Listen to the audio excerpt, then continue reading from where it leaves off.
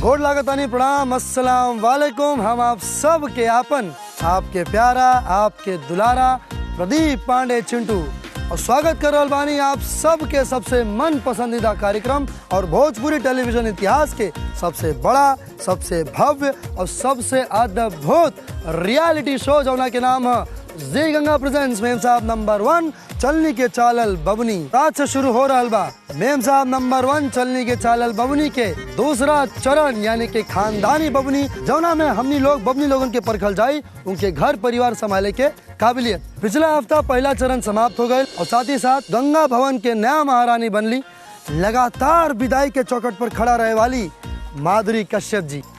Ma'am साहब number 1, ma'am साहब number 1। ठुमका लगैलो के बाद बबनी लोगन का कैली और माधुरी जी अपना माई से का बतियौली, आई देख लिया जाओ।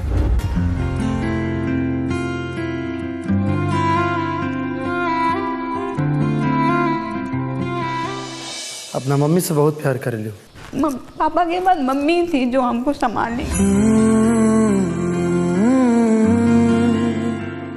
कैसी हो? ठीक हो? मम्मी ये देखो महारानी बनी हूँ मैं। इसी की बात है, रानी बन जाओ, सच्ची में रानी बन जाओ। अच्छा हाँ मम्मी। सदा सदा रानी बन जाए मेरा बच्चा। हाँ मम्मी। मेरी मत पूरी हो जाए।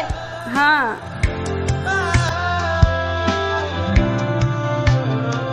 रो मत ना।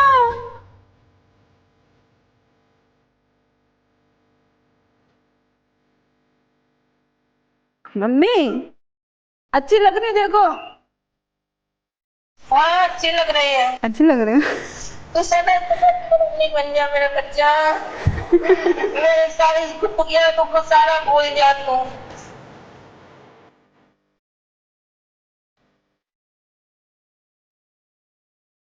मम्मी हम ऐसी हंसली तुम्हारे लिए चांदी की बनवा के तुम्हें देंगे पहनना तुम।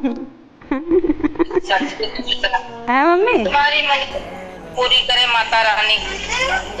बाबा अम्मा कसम से। फिर बात करूंगी, ठीक है? बाय।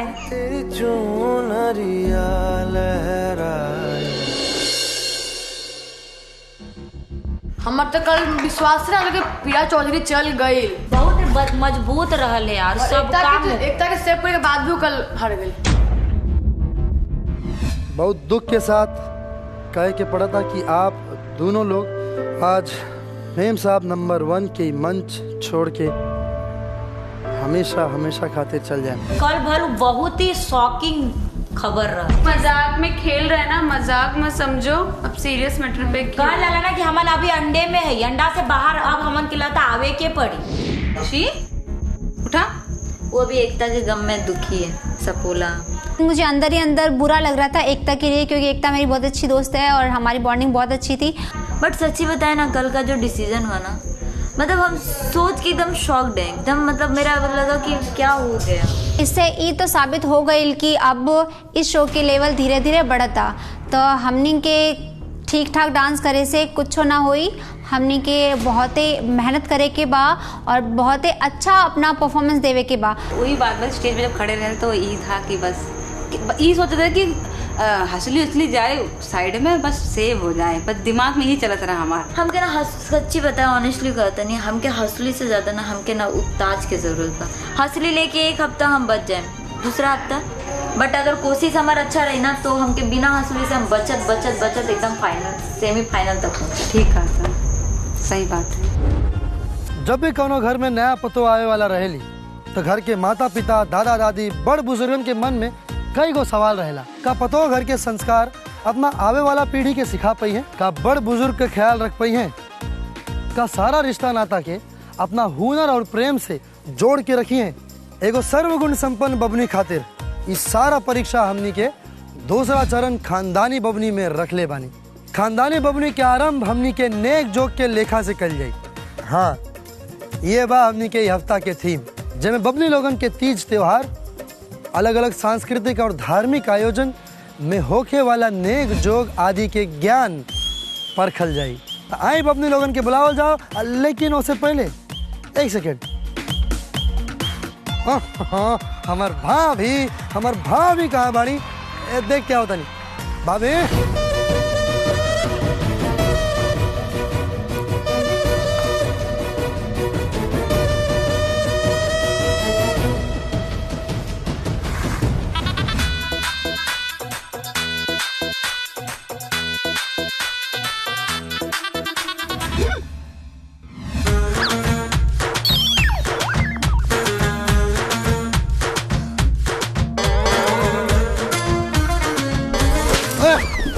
लौकत नहीं खी।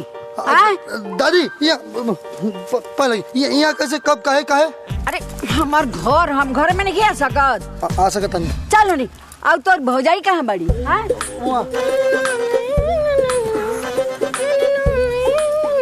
दुल्हन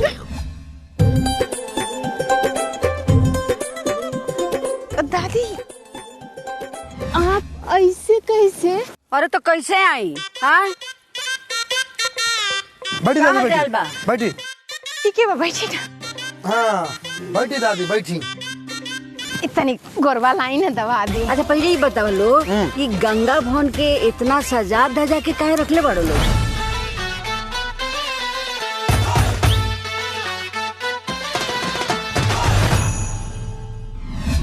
दादी कहा ना कि अपन गंगा भवन इतना बड़ा बा, खाली पड़ल रहा खाली। हाँ माँ हमार भाभी तो ऐसा कहा कहने कि जी गंगा एगो कार्यक्रम शुरू कैले बा। वो कार्यक्रम के नाम है मेम साहब नंबर 1 चलनी के चालल बबनी। वही खातिर हम गंगा भवन के दे देंगे। अच्छा कहलो। बाकी एगो बात बताई दादी जी, ये जो कार्यक्रम बा ना इनमें हमनी के परख रहल बानी जा बबनू लोगन के हुनर। और चूंकि दादी अब आप आ गए बानी यहाँ, तब आप हमनी इस संस्कारी और सुंदर सुंदर बबनी लोगन के परखी। तब तो बड़ा बढ़िया बा। ए दुल्हन जा हमार बक्सा निकाल के उमें जितना पूजा के सामान बना सब टेबल पर सजा दो। हमू आज परखा तनी कि कैसन बाड़ी सही लड़की।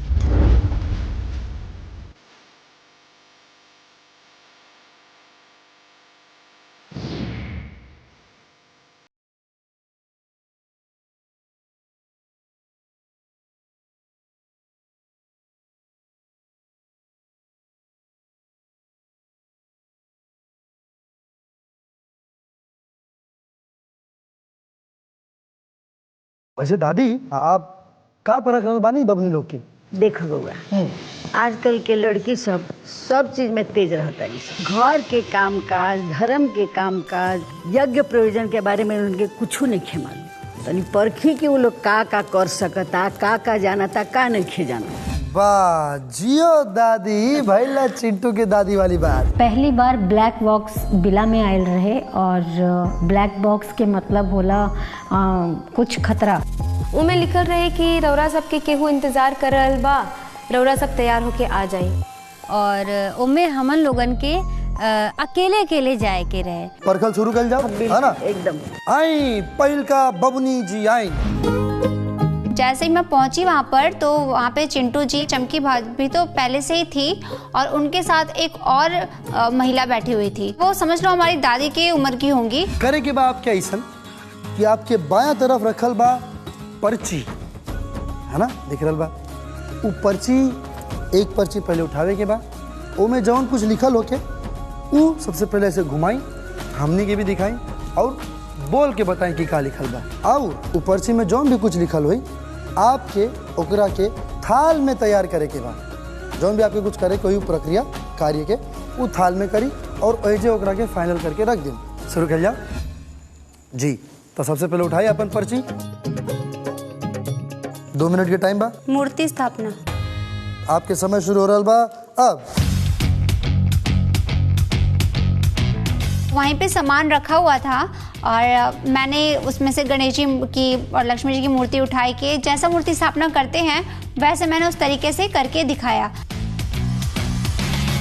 जिस तरफ गणेश जी होने चाहिए थे मैंने उधर ही रखा था। सब कुछ मैंने ठीक किया था, बस एक अक्षत की कमी रह गई थी कि मैंने अक्षत नहीं रखा था। तो दादी जी माँ ने बोला कि एक अक्षत की कमी है, अक्षत भी होता है पूजा में। तो ये छोटी सी चूक हो गई थी मुझसे। चलिए कोनो बात ना, आप जा सके था नहीं। अगला बबुनी आ जाई।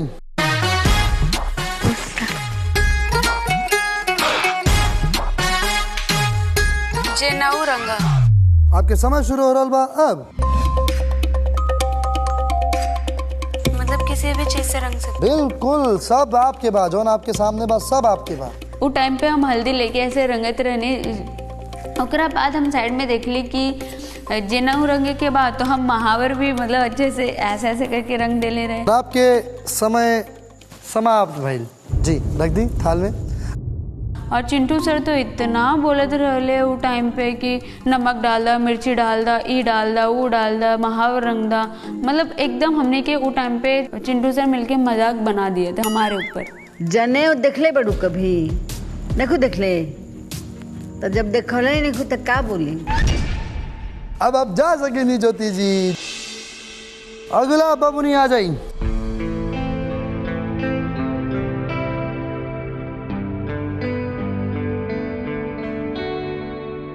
पंचमेवा। पंचमेवा का मालूम बा ना? जोना में 5 गो मेवा के प्रयोग कइल जाला, ओकरा के पंचमेवा कहल जाला। चलो बनावा। दादी यानी कि जो हमनी के नया मेहमान रही वो एक एक करके हमनी के संस्कृति, हमनी के लोक से संबंधित छोट छोट कार्य करा के देखनी कि हमनी के में कितना दिलचस्पी बा और हमनी के कितना हद तक कर पावत बानी सन। पंचमेवा बनावे के मिलल तो 5 गो मेवा तो हम ठीक डलनी, लेकिन सुंदर बनावे खातिर, स्वादिष्ट बनावे खातिर में हम दूध डाल देनी। वो पंचमेवा कम, पंचामृत ज्यादा हो गई रहे। सृष्टि जी शायद आप ठीक से पढ़नी ना पर्ची के में लिखल रहे पंचमेवा ना कि पंचामृत। चलिए कौनो बात ना जाई। अगला बबुनी हाजिर हो। हम जब गए नहीं अंदर तो देखने की प्यारी सी दादी रहलीन बैठी वहाँ पे, जो बहुत ही प्यारी लगलिन। और फेस मम्मी से मिलत रहला, बहुत प्यार, बहुत क्यूट रहलीन। जल्दी जल्दी बैठी मधु जी। बैठना है। हाँ आप क्या सोचनी? खाना है। खाना है? नहीं तो चलिए पर्ची उठाई।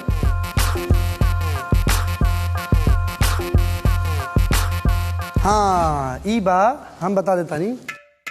मूर्ति माँ पे बड़ी ऊ की मात्रा मुंह है ना, ता पे बड़ी ई की मात्रा के साथ साथ वो आधार रहा क्या कहल जाला है ना, मूर्ति स्थापना। समझ में आ गई? हाँ। बहुत बढ़िया। हम आपके हिंदी सिखा के भेजे भैया से मधु जी। तो मूर्ति स्थापना करेंगे बा आपके, और आपके पास लगे बा कुल 2 मिनट, और आपके 2 मिनट शुरू हो रहा बा अब।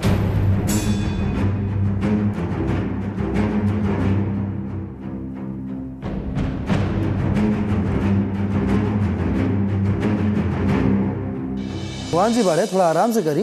आराम से कर देत का नाराज हैं भगवान जी भी। हाँ। दिया नहीं है जो है सो वहीं पर है, समझे कि नहीं? दिया नहीं है, पिया नहीं है, नहीं चलेगा। वैसे आप बहुत जल्दी में लाग रहा वाली मधु जी, कहीं जाए के बाका? हमको डर लग रहा है। डर लग रहा है? क्यों डर लग रहा है? वो नहीं आता। पूजा वूजा होता है कि नहीं घर में? बहुत होता है। अरे बाप। हाँ वो तो आपके करने से दिख रहा है। मम्मी करती है। अगरबत्ती समय समाप्त भाई। मधु जी क्या कहनी आप? दोनों भगवान मूर्ति को बैठाए, उसको चुनरी चढ़ाए, फूल चढ़ाए, लोटा में पानी लिए। मूर्ति गलत रख दिली का? बाएं तरफ गणेश जी रहलन और दाहिना तरफ लक्ष्मी जी। तो मूर्ति स्थापना में हमसे गलती हो गई। जो गणेश जी के इधर करना चाहिए तो लक्ष्मी जी के इधर करना चाहिए, हम उसको उल्टा कर देने। अब मधु जी बाएं और दाएं का वाला? ये राइट है लेफ्ट है? राइट लेफ्ट ना, बायां दायां। ये बाया है दाया है।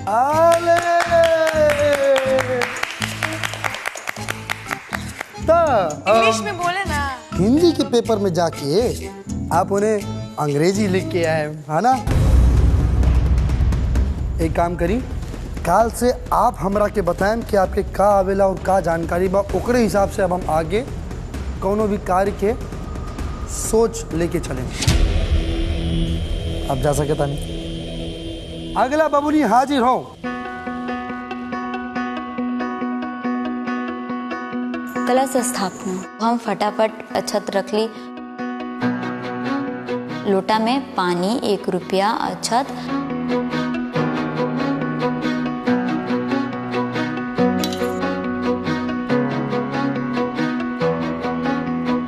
नारियल के बांध के टीका लगा के और रख देली। बाद में हमके याद आई कि अरे कलश स्थापना तो ऐसे खाली ना करे के, तो हम लक्ष्मी गणेश के एकदम पूर्व पश्चिम देख के बैठा देली। आपके कार्य पूरा भेल, आप जा सकेंगे। पहली बार ऐसा भल कि सब बबुनी एक एक कई के जइए और जे जात रहल वापस ना आवत रहल।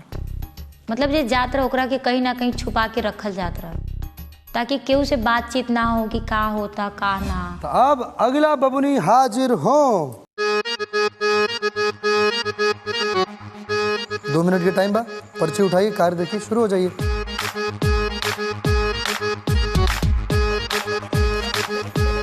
पंचमेवा। आपके समय शुरू हो रहा बा अब। तागिन तागिन ता।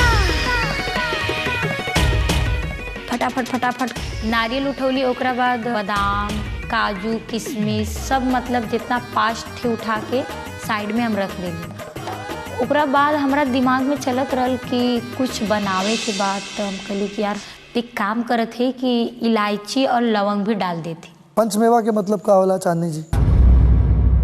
पंचमेवा के मतलब कि वे 5 तरह का मेवा जैसे कि बट भूसकौल विद्यार्थी के 1 2 3 4 5 6 7 8 9 मेवा हो गई। तो 9 मेवा, लेकिन आप तो रख पे दे रही है, मतलब उसकी गिनती हुई, ये तो नवरत्न हो गई। बहुत बढ़िया बहुत बढ़िया। जाए चांदनी जी। अब अगला बबुनी हाजिर हो। हमरा बहुत पसीना आवेला, आज तक कुछ ज़्यादा ही आ रहा बा जब से ये सुनने हाँ कि एक एक करके सबके बुला रहल बानी वहाँ। और खासकर दादी जी से डर लग रहल बा, पता ना का सवाल हमसे पूछियन। खोइचा,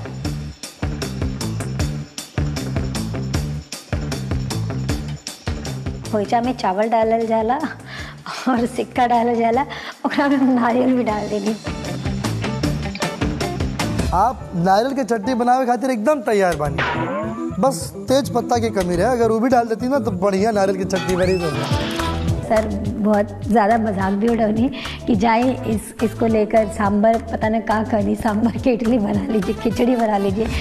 एगो और बात जान ली है बबनी कि कभी भी केहू के कुछ सफ़ेद चीज़ देहल अच्छा ना मानल जाला, यही से चावल में हल्दी जरूर डालला। चलिए कौन बात ना मानो जी, आप जा सकेंगे। अगला बबुनी हाजिर हो। नमस्ते माधुरी जी, बैठी। मूर्ति स्थापना।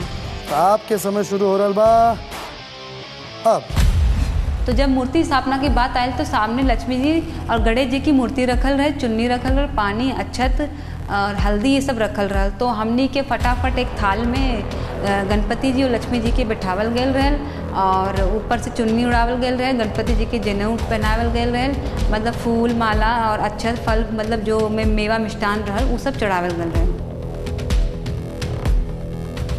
आप कभी मूर्ति देखले बानी अपना घर में या कहीं ऐसा कि कौन मूर्ति के कौना जगह पे होके के चाहिए? लक्ष्मी जी पहले रहली, यानी कि गणेश जी के जहाँ तू रखले बड़ू जब लक्ष्मी जी रही हैं और गणेश जी इधर रही। हमार गलती हो गई रहे उसमें, और गलती मेन ई रहल कि जो गणपति जी रहल ओके हम गलत डायरेक्शन में बैठा दे रहे हैं। प्रयास अच्छा रहे, बाकी आपके अभी थोड़ा देर में मिल जाए, जाए आप जा सके पहले। अगला बबुनी हाजिर हो। नमस्ते सर। नमस्ते दादी। नमस्ते भौजी। पर्ची उठाई। जनेऊ रंगना। कभी हमरे घर में जनेऊ पूजा पाठ ये सब चीज़ थोड़ा कम ही होला, तो फिर भी हम कहीं का देखले रहनी तो हमरे दिमाग में आयल जनेऊ रंगना मतलब सफ़ेद धागा के पीला करे के रहे। आपके समय शुरू हो रहा बा अब। तो तनी से हम कनी के वाला बढ़िया हो जाए तो जनेऊ के हम हल्दी पानी में मिला के और जनेऊ के डाल के और फिर ओके निचोड़ के निकाल देले रहनी। क्या कहनी प्रिया रघुवंशी जी? एके रंगे के रहे जी। और जनेऊ जो होला वो पीला रंग का होला, तो पीला रंग के लिए हम यहाँ हल्दी का इस्तेमाल कैनी जनेऊ रंगे बदे। दादी जी सही बा? बुझात बा कि सही वाले को गार के बार बार रख देना। तब समझ गई नहीं कि हम ठीक ठाक कैले हैं, कुछ ना तो 4-5 नंबर तो मिल ही जाए। ठीक बा, जाइए प्रिया रघुवंशी जी, आ जाइए अगला बबनी जी।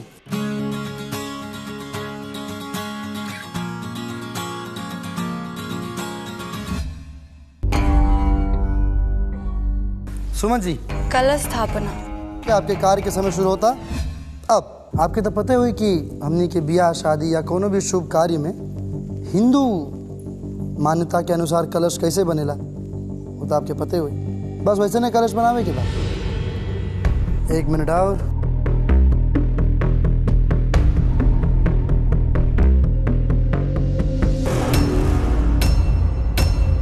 कलश स्थापना करते समय हम इतना ज्यादा नर्वस हो गए रहनी, हमार नर्वसनेस के कारण वो कलश पूरा गिर गई। हम तो बहुत ज्यादा डर गई नी कि अब का होके वाला बा।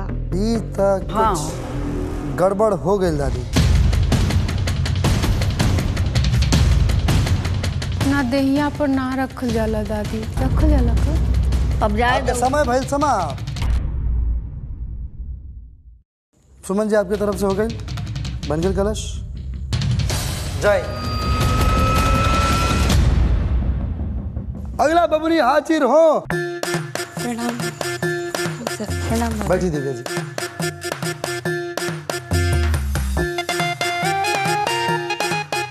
गृह प्रवेश थाल।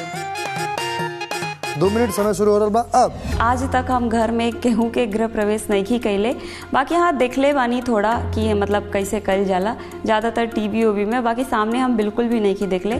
फिर भी हमारा थोड़ा सा दिमाग चलल कि अगर गृह प्रवेश के थाली बनावे के बाद ये चीज़ तो होके के चाहिए। समय समाप्त हो गया। दिव्या जी का डलनी है? दिव्या जी का रखनी होगी? सर अभी हल्दी और सिंदूर और लोटा में चावल रख ले। पानी भी रहता है लोटे में। पर हमसे एगो गलती हो गई कि हम सब चीज रखनी, पानी रखल भूल गई थाली में। रख दी। और अब आप जा सके। अगला बबुनी हाजिर हो। पंचामृत। सामने टेबल में सब चीज सजावल रहेगी, पंचामृत में जे सामान लगेला वो बना देवे के। तो हमरा के जहाँ तक पता रहे, हम जहाँ तक देखले बानी कि पंचामृत में शायद हो सकेला कि हम ध्यान ना देले होखम या फिर कुछ हुई, पर हम देखले रहे कि दही और केला से पंचामृत बनेला, उसमें शहद और शक्कर उक्कर डाल के, तो हम वैसे ने बना देनी। प्रिया सिंह जी आप जा सकता नहीं, तो चलिए यही कड़ी में आगे बढ़ल जाओ और बुलावल जाओ अपना सब अपने लोगन के, क्योंकि सबके प्रस्तुति हो चुकल बा। अब हमर दादी बताइए वो लोग के कि सही मायने में ये कार्य के कैसे करे के रहे। बुलावल जाओ।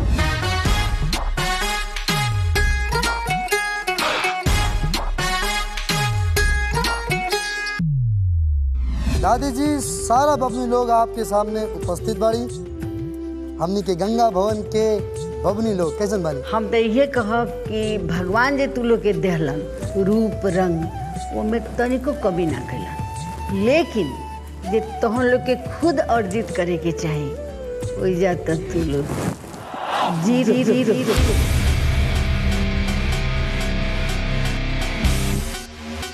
हमरा दुख यही बात के लागता कि आखिर तोहन लोग के संस्कार, तोहन लोग के घर के संस्कृति का तू लोग के अपन सब कुछ सिखावे में कोताही करेला। आ तू लोग ना ध्यान देलो, का बोली हम? एक लड़की के लिए बहुत ही इम्पोर्टेंट होला ये सब चीज़ सीख लेना, समझ लेना, कब क्या जरूरत पड़ जाए यहाँ पे आके समझ में आओ तो ये कितना हमरा में कमियां बा। ये हफ्ता के नाम है नेक जोग के लेखा। मतलब कौनो भी सांस्कृतिक या पारंपरिक चीज जौन पुरखा पुरनियन से कई सालन से वर्षन से चलत आ रहा बा, ओमे जौन भी चीज आयोजित होला, जैसे कि शादी ब्याह के बीच बीच के जौन छोट छोट चीज होला, सांस्कृतिक चीज, रस्म रिवाज रीति, ये सब हर चीज के नेक जोग कहल जाला। और एकर आप लोगन के लेखा जोखा हो रहा बा। एजा लेखा जोखा यानी के हिसाब किताब, आप सबके पारंपरिक सांस्कृतिक रीति रिवाज के हिसाब किताब हो रहा बा ई हफ्ता। अब समझ में आइल? काहे ना जौन हमार बबनी लोग जौन अपन अपन प्रस्तुति कैली इतना बढ़िया बढ़िया बढ़िया, का ज्योति जी है ना? कलू हलो तू लोग जी, तो जितना बढ़िया ये लोग काम कैनी है, तो हम चाहते नहीं कि एक बार आप ये लोग के बताएं कि सही तरीका से, सही ढंग से वो चीज़ जोन कार्य आप सबके आज करे के रहे, जोन कार्य के बारे में पर्ची पर लिखल रहे, वो कार्य सही तरीका से सही ढंग से कैसे होला। ठीक बा, चलो हो दुल्हन उठा, बताओ ये लोग के। सबसे पहले तो भगवान की स्थापना करके शुरू करा। ठीक, चलो। तो हम सबसे पहले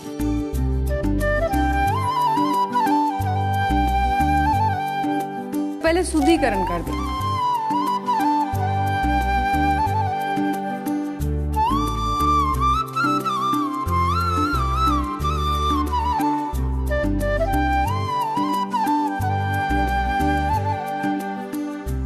लक्ष्मी जी दाहिना तरफ में बाड़ी और गणेश जी लक्ष्मी जी के बाएं तरफ में।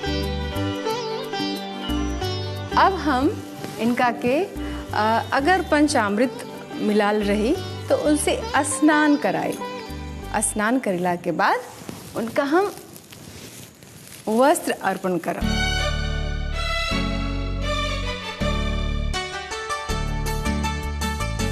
तब जाके हम फूल ले लेतानी और फूल हम अर्पण करब। माला होई तो माला और हल्दी कुमकुम।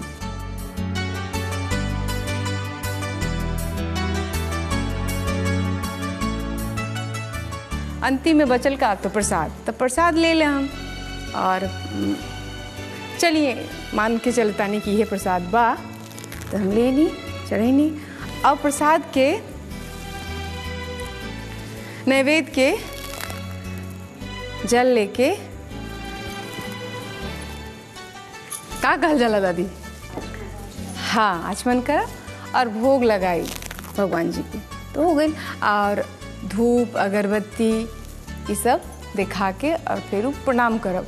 और लास्ट में अगर पंडित जी बारन वहाँ पर तो उनका के दक्षिणा देव। तो इतना भइल। ऐसे पूजा का तो क्या दादी जी बहुते विधान है नहीं। जो मूल विधान बा जो आप सबके सामने सामग्री रखल रहे, सामान रखा रहे, ओ में ईसा। तो भाभी जी आप सबके दिखावे खातिर खाली पीछे से पूजा कर लिए, लेकिन ये पूजा वाला आगे से। तब मूर्ति स्थापना हो गई आगे।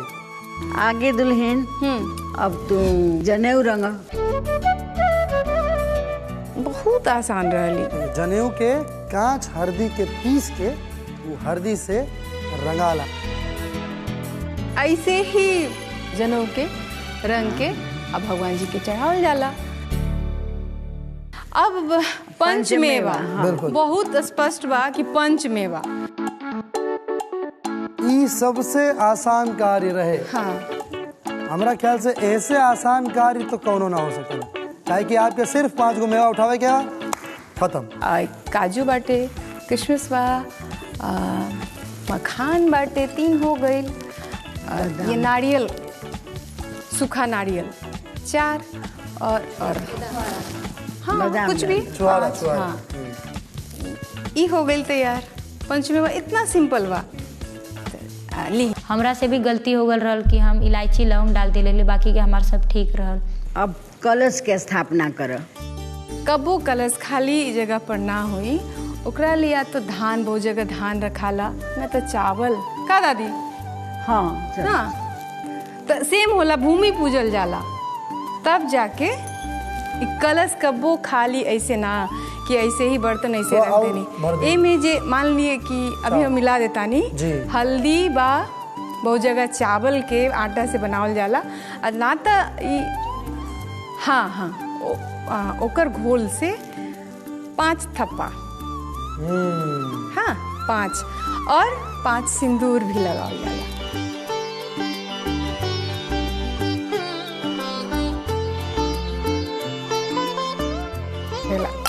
अब बहुत जगह मतलब बहुत जगह का कलश कभी बिना वस्त्र के ना रखल जाला, तो कलावा के हमनी वस्त्र मान लेता नहीं। पंडित जी कहलन कि ये वस्त्र का एक, ये भी एक वस्त्र का रूप है। ये धागा ऐसे काहे कि ए में सूत होला और सूत के वस्त्र मानल जाला, यानी कि कपड़ा। ए नाते आप ओकरा के भी वस्त्र के रूप में बांध सकेंगे। अब आइल बारी नारियल की। तो नारियल में सेम प्रोसेस बा।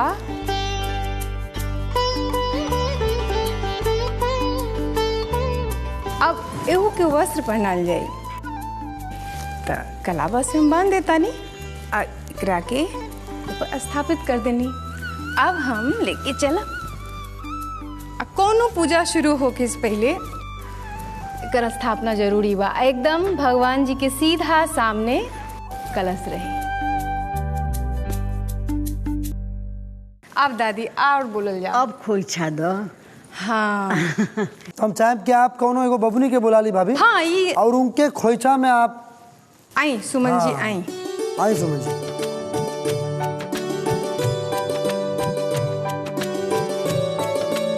जब खोइछा देवेली कोई महतारी चाहे भौजाई तो सबसे पहले देवे वाला के सिंदूर लगावल जाला। तो तू तो कुमार बारू अब तो लगा ना सकिले लेकिन ये होला। ओकरा बाद तो चलिए हम चावल बाटे यहाँ तो चावल देता नहीं ऐसे करी ऐसे ऐसे दोनों हाथ से। हाँ 5 बार देवे के बाद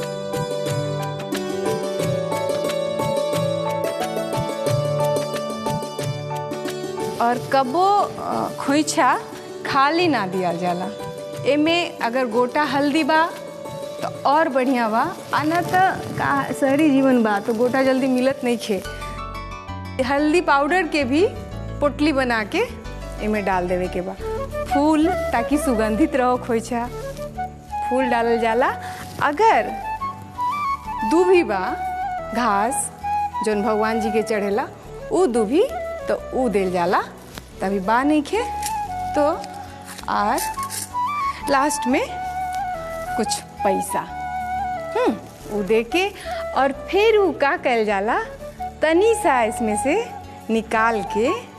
अब कोनो बर्तन बाटे खाली बर्तन में 5 बार जैसे हम देनी है वैसे 5 चुटकी निकाल लिया। हाँ अगर हम रुआ से बड़ी बानी चाहे जिनका हम खोइछा देली हैं वो हमसे छोटी बार तो हमके प्रणाम करिए। पहले भगवान के प्रणाम करके हमके प्रणाम करिए। हाँ के फॉर्मूला सबसे बढ़िया था। हाँ फेनू हम इनका के विदाई देव।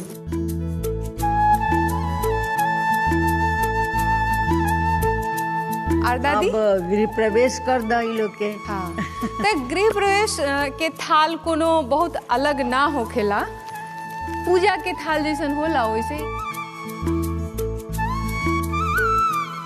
मतलब एक पात्र में चावल पूरा भरल रहेला तो ये हुआ। और उसके बाद हम इसमें रखेंगे एकदम वही सेम प्रोसेस है। पूजा का फूल रखेंगे उसमें हल्दी कुमकुम ये पैसा और जल और आरती का दिया भी।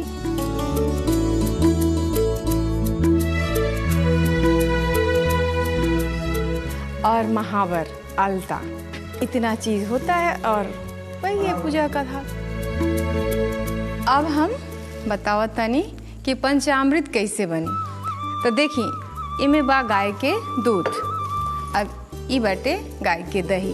तो जितना मात्रा जितना मतलब बनावे के बा के हिसाब से लेवे के बा तो दही डाल देनी। अब गाय के घी गाय के दही ना गाय के घी ना गाय के दूध के बनल दही गाय के दूध के बनल घी। हाँ उहे ना साचो कहलन।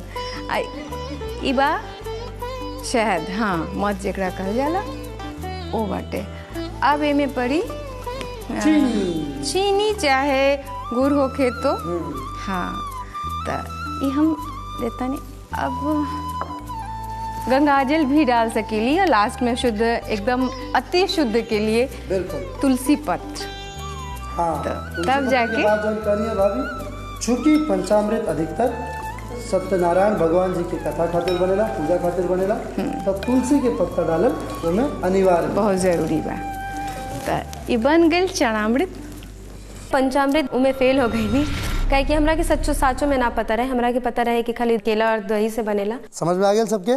जी बहुत बढ़िया। तो जब आप सबके एकर कार्य कौन में कल जाला कौन तरीका रहे तब आप सबके अपन अपन गलती भी पता हो गई।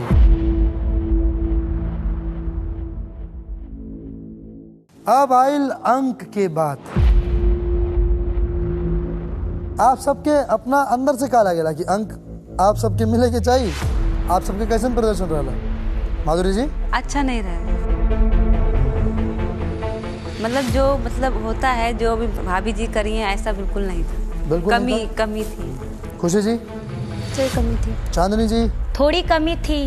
दिव्या साहू जी सर हमरो भी कमी भइल रहे। कमी भइल रहे जी। वानू द ग्रेट सर कमी भी भइल रहे और कमी के साथ कुछ एक्स्ट्रा भी हो गए रहे। कमी के साथ साथ ज्यादा भी हो गए। ज्यादा भी हो गए। मधु प्रसाद जी हमनी के एक्स महारानी बोली। कमी तो था। कमी तो था, क्या था? स्थापना गलत कर दिए थे। स्थापना गलत हो गए। प्रिया रघुवंशी जी हम जनेऊ ठीक बनेले रहनी। चलिए ज्योतिका पासवान जी सर कमी था। सृष्टि सांडिली जी सर कमी रहा थोड़ा सा। सुमन जी सर बहुत कमी रहा। सबसे कुछ ना कुछ गलतियां भल रहा है, केहू प्रॉपर ना रहा जे अच्छा कैले रहा। जब इतना कमी रहे तो फिर अंक भी बहुत कमी रही। और आप लोगों के बात बता दी कि जैसा कि कुछ लोग जी बात कहते रहे, हुनर के परख कम होला और डांस नचनिया के परख ज़्यादा होला। तो हम तो ये अवसर देले रहनी आप सबके, ये लोग खातिर जवाब रहे भाई कि आप लोग अपन प्रदर्शन प्रस्तुति करी और अंक बटोरी ऐसे। लेकिन आप में से केहू भी ढंग से एकर अंक ना बटोर पाई। वैसे हमरो कोनो प्रॉब्लम नहीं है, काहे कि हम यहाँ आप सबके सिखावे खातिर ही बैठल बानी। ऐसे आज आप सबके अंक ना दे।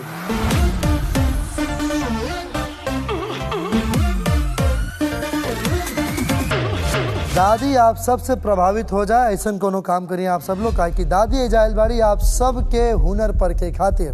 कौन हुनर? घर परिवार के संभाले के काबिलियत, संस्कार। अब बा लेकिन गिफ्ट हैम्पर के बारी।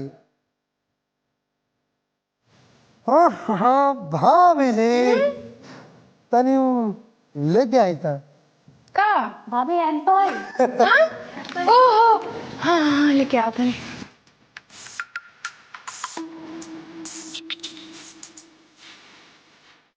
दादी जी आई, प्रिया रघुवंशी जी आगे आई और ज्योतिका पासवान जी आगे आई। आप दोनों लोग औसत से थोड़ा बढ़िया प्रदर्शन करनी, यानी कि अच्छा। हैम्पर के हकदार अक्कड़ बक्कड़ बम्बे भो 80 90 पूरे 100 से निकला धागा चोर निकल के भागा। ठीक है? प्रिया ज्योतिका ज्योतिका प्रिया सर प्रिया एक काम करता नहीं, दोनों के दे देता नहीं, दोनों लोग ले लेते।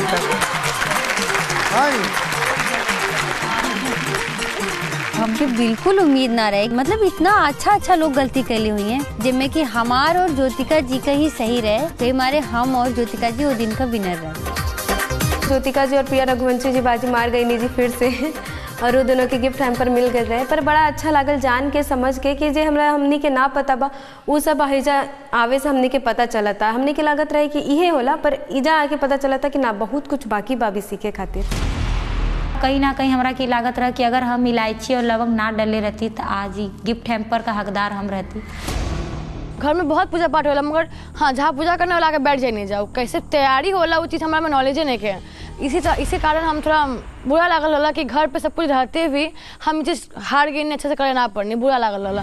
बहुत बढ़िया। बाकी आज के खेल के सबक आप सबके मिल गए बा। इस सबक के हमेशा याद रखें, हम कुछ सीख लेके जा रहे बानी। बाकी कल आप सबसे मुलाकात हुई दूसरा चरण के पहला चुनौती में।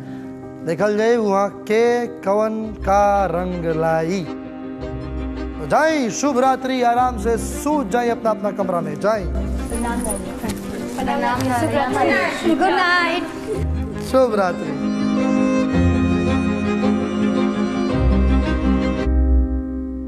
एगो कहावत है खास तौर पर हमनी के यूपी बिहार के, काहे कि कहावत हमनी के यूपी बिहार खातिर ही बनल बा। वो कहावत ही बा कि कोस कोस पे पानी बदले और 4 कोस में वाणी। तो मतलब ये है कि हर कोस पे पानी बदलेला, यानी कि पानी के स्वाद बदलेला हमनी के यूपी बिहार में, और हर 4 कोस पे वाणी यानी कि भाषा। तो ये हो सकेला कि हर व्यक्ति, समाज, क्षेत्र के आपन आपन संस्कृति, परंपरा, संस्कार होके। हमनी के जितना दर्शक लोग अभी देख रहे बा उनमें से कुछ दर्शक गण के हमनी के बतावल रीति रिवाज और नेक जोग में कुछ सहमत ना होके, लेकिन जौन भी चीज हमनी के बता रहल बानी वो हमनी के समाज में बड़ा स्तर पर मान्य बा और एकर उद्देश्य बा बबनी लोगन के परखे की और साथ ही साथ आम जनमानस के ई परंपरा से अवगत करावे की। ई हफ्ता दादी बबनी लोग के नेक जोग के लेखा जोखा करिए और बाकी काल दादी जी और भाभी जी मिल के बबनी लोगन खातिर रखिए एगो चुनौती, और वो चुनौती हुई अपना संस्कृति, परंपरा और रीति रिवाज से संबंधित। तो जरूर देखत रही जी गंगा प्रेजेंट्स मेम साहब नंबर 1 चलनी के चालल बबनी। तब तक खातिर आप सब लोगन के शुभ रात्रि। Love you all.